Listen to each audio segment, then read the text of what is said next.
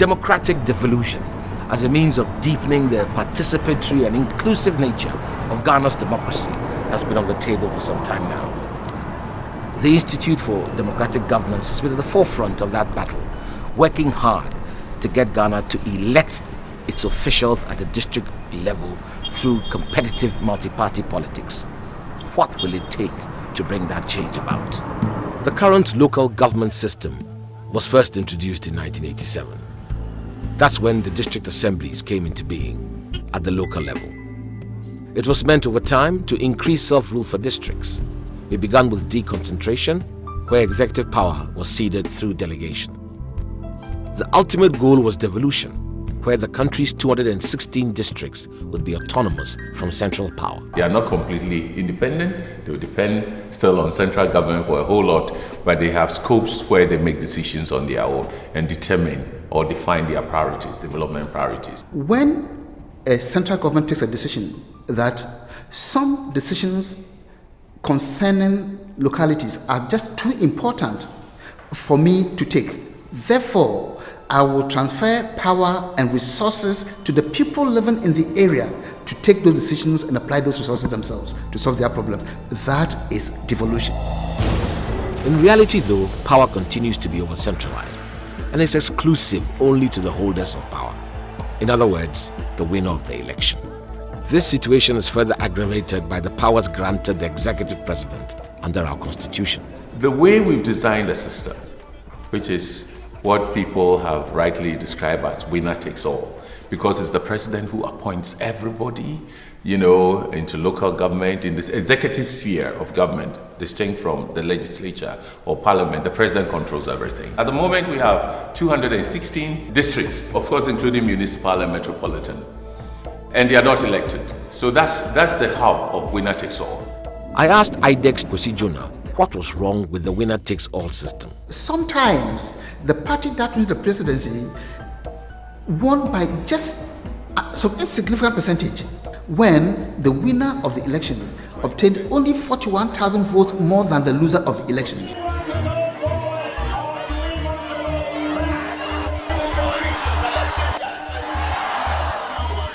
How can you use such a small proportion of votes to take control of every single unit of the country? No, it is not fair. As President of Ghana, and yet there are those who argue that inclusive government already exists in Parliament. Dr. Emmanuel Akwete has a different view. You can't accommodate democratically, create a basis for participation in government only in Parliament. You can't. And even the numbers tend to undermine, the inclusiveness of what happens in Parliament. So you have a force outside that is busy. It says, well, I have nothing to do in the executive arm. I can get into local government, where in all democracies, local government is open to political parties to compete. Let me give you the example of Kenya. Odinga lost the presidential election to Uhuru Kenyatta, but Odinga's party controls half of the 47 counties. And they are managing the resources, everything in these 50% of the counties in Kenya. So, there's peace. When you devolve power, there's no business of winner takes all. You may win the presidential election, and if you're not lucky, you may not win even the majority of devolved governments in the country. Room after room was searched as the security personnel looked for the alleged stolen ballot boxes. The mob was, however, not satisfied. The problem with one side monopolizing all power is that political elections become a do-or-die affair, and in some cases this has led to violence. Dr. Tupari, a constitutional law expert at the Faculty of Law of the University of Ghana, describes how desperate politicians are to hold on to power. After we have lost power, we are nothing. And if we are nothing, then who are we until the next 4 years? That feeling of emptiness, and remember, in this country, politics is like an investment. People put huge sums of money hoping that they will win power to recoup. So if they lose power, there's this feeling that, I've lost everything.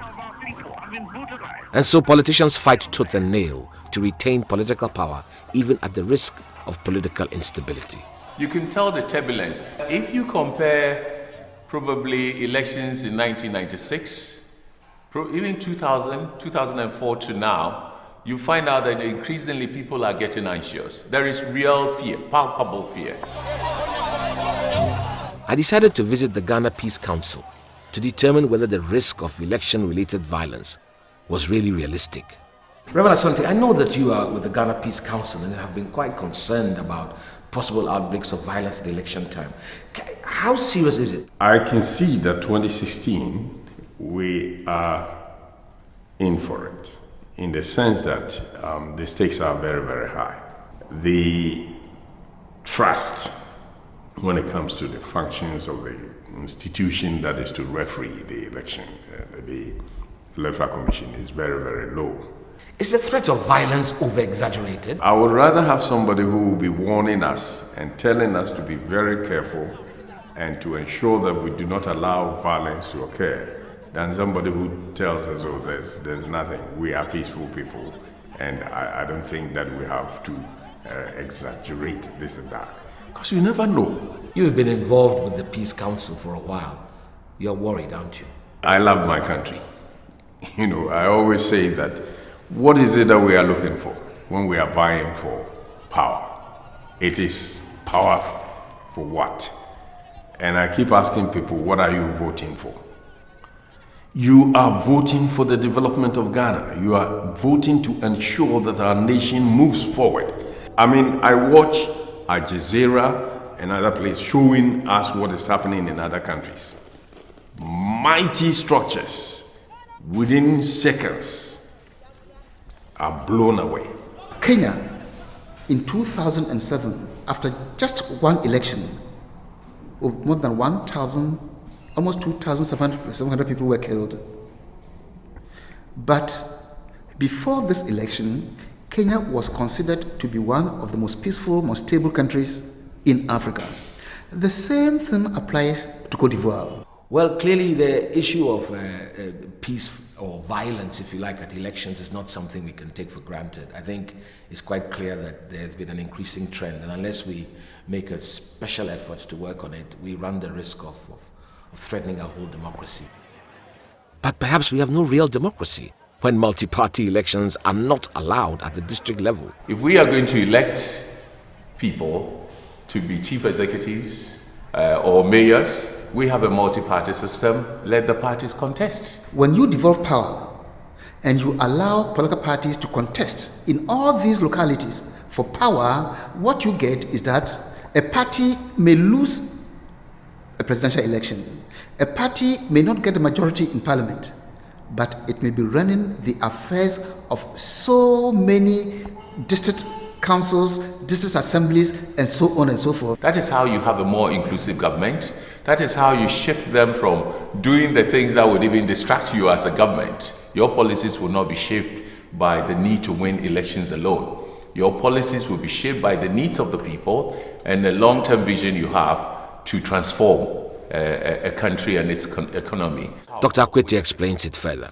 If you open it up to elections, the electorate is going to redistribute the 216 districts, municipalities and metropolis amongst the parties. Initially, the major parties are going to take the chunk of it, and with time you find out that voters will shift.